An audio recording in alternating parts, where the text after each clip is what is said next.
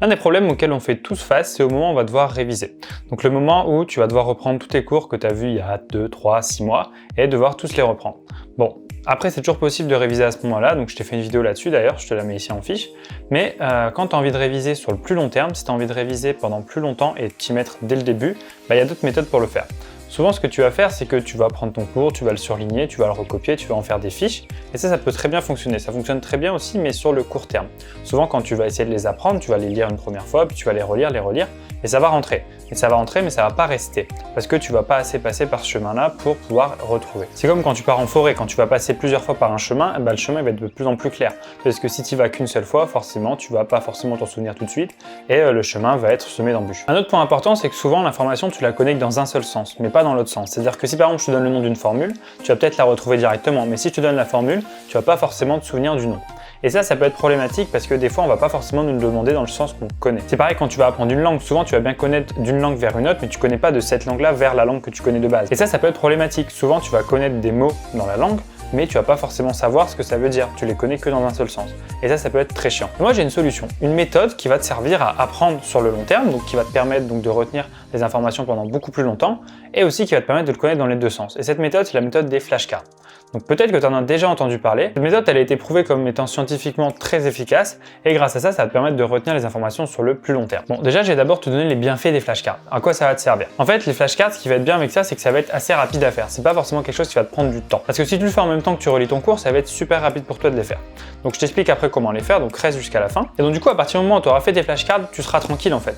Dès que tu les auras fait, tu pourras les relire, tu pourras les travailler directement en utilisant la méthode. Ça va te prendre un petit moment au début, mais après tu seras tranquille. Et ce qui est bien aussi, c'est que c'est une méthode qui va pas te prendre longtemps quand tu vas vouloir réviser. C'est-à-dire que si tu n'as que 5 minutes devant toi, si par exemple tu es dans les transports, ça peut être très rapide pour toi de relire tes flashcards et de les utiliser. Parce que si tu dois reprendre ton cours à chaque fois, souvent c'est un truc long, c'est lourd, tu peux pas le transporter partout. Tandis que si tu as des flashcards sur ton téléphone, en 2 secondes, tu peux directement les sortir et travailler dessus, que ce soit 5 minutes, 10 minutes, 20 minutes, autant de temps que tu veux. Bon, du coup maintenant je vais t'expliquer un peu plus en détail la méthode. En fait, la méthode, ça va consister en un paquet de cartes. En fait, ça va être quelque chose de très simple. Tu vas mettre quelque chose au recto que tu dois retenir et au verso, tu vas mettre la réponse. Mais c'est des choses qui vont forcément de pair ensemble. C'est-à-dire que si par exemple au recto tu mets le nom d'une formule, par exemple formule du binôme de Newton, et au verso tu vas pouvoir mettre la formule du binôme de Newton. Et ce qui est bien, c'est que quand tu vas réviser avec cette méthode, c'est que tu vas voir seulement que le devant, par exemple. Et quand tu vas réviser, donc tu verras que par exemple la formule du binôme de Newton. Et donc du coup tu vas devoir te souvenir de c'est quoi la formule. Donc tu vas te la dire, et si tu as bon, tu vas retourner, tu vas dire ah ok j'ai bon, donc tu peux passer à la suite, etc., etc.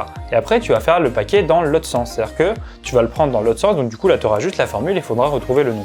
Et ce qui est bien avec cette méthode, c'est que du coup, tu vas pouvoir apprendre dans les deux sens et les deux informations possibles. Maintenant, tu as plusieurs choix pour faire cette méthode. Soit tu vas utiliser un paquet de cartes normal, c'est-à-dire papier. Si tu aimes bien écrire, etc., ça peut être une bonne méthode. Et tu vas écrire toi-même au recto et au verso tes informations. Donc ça peut prendre un peu plus de temps que la méthode que je vais te présenter après, mais c'est tout aussi efficace. Ça dépend de toi en fait ce que tu préfères. Tu préfères utiliser par exemple ton smartphone pour apprendre, ou si tu préfères utiliser quelque chose de plus papier, plus visuel. Après, dans tes flashcards, tu peux utiliser plein de trucs. Tu peux mettre par exemple du texte, tu peux aussi faire des images, des dessins, tu peux mettre tout ce que tu veux en fait. Ce qui est bien, c'est que tu peux vraiment apprendre tout ce que tu veux. Tant que tu as une information au recto et au verso, ça va te permettre d'apprendre beaucoup plus facilement. Ensuite, une autre méthode, c'est d'utiliser une application. Donc il y a des applications qui existent qui te permettent de faire ça beaucoup plus facilement. Donc par exemple, il y a l'application Anki. Donc reste jusqu'à la fin de la vidéo, je vais te montrer comment l'utiliser et comment moi je l'ai utilisé pour réviser mes concours principalement. Ensuite, tu as d'autres types d'applications. Tu as aussi l'application Quizlet qui est beaucoup utilisée.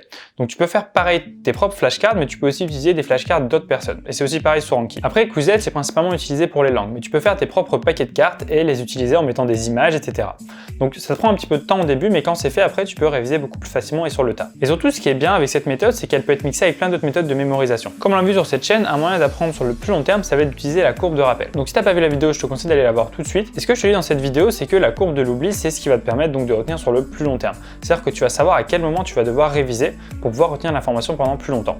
Et ce qui est bien avec les applications que je t'ai présentées, c'est que dans ces applications, c'est directement fait. C'est-à-dire que dès que tu vas apprendre un paquet de cartes, il va lui-même te dire quand est-ce que tu vas devoir le réviser. C'est-à-dire que tu n'as même pas besoin de réfléchir à est-ce que ça fait 2 jours que je les ai appris ou pas.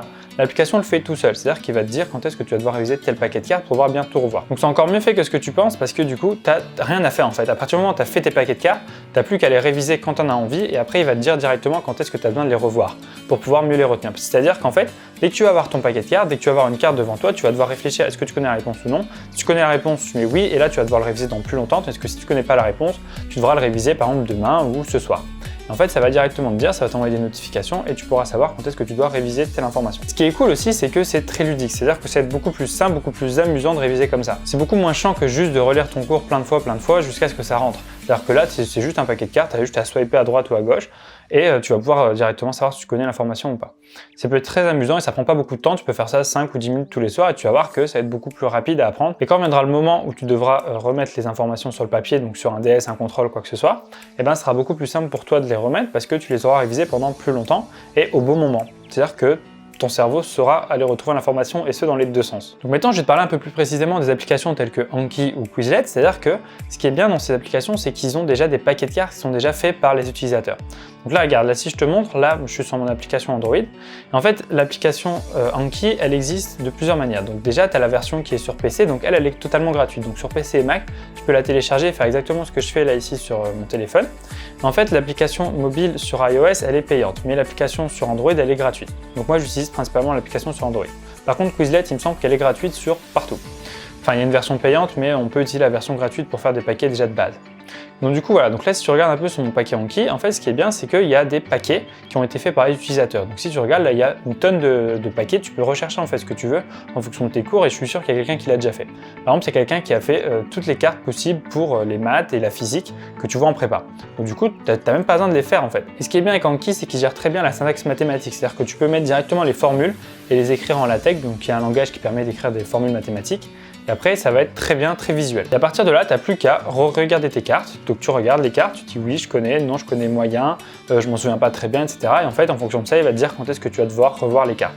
Tu peux avoir des centaines, des milliers de cartes et c'est totalement gratuit et ça, c'est ça qui est bien. Bon, l'application, elle n'est pas super jolie, mais bon, c'est pas très utile d'avoir quelque chose de super joli pour réviser. Donc pareil, sur l'application PC, tu peux faire exactement la même chose, tu as exactement les mêmes fonctionnalités, tu peux télécharger les paquets de cartes des autres et les utiliser. Mais sinon, tu peux aussi créer tes propres paquets de cartes, donc tu prends ton cours et au fur et à mesure que tu lis ton cours, tu vas faire tes cartes, etc. Et tu peux faire exactement la même chose avec Quizlet. Et si tu en as marre de réviser seul, de ne pas être motivé, de passer ton temps à essayer de réfléchir et que tu en as marre, surtout dans cette période-là, bah rejoins mon Discord, il est dans la description, donc tu as un lien dans la description. Et sur ce Discord-là, on est plusieurs, ça va te permettre de t'entraider, tu vas pouvoir découvrir plein de nouvelles personnes, etc. C'est beaucoup mieux pour réviser, tu vas être beaucoup plus détendu et ça va beaucoup plus te motiver. Donc si tu es intéressé, tu regardes dans la description et c'est pareil pour rejoindre mon groupe privé, il y a tout qui est dans la description. Et si cette vidéo t'a aidé, fais-le moi savoir, mets-moi un pouce bleu, abonne-toi et partage-la. Et nous on se retrouve dans une prochaine vidéo. Salut!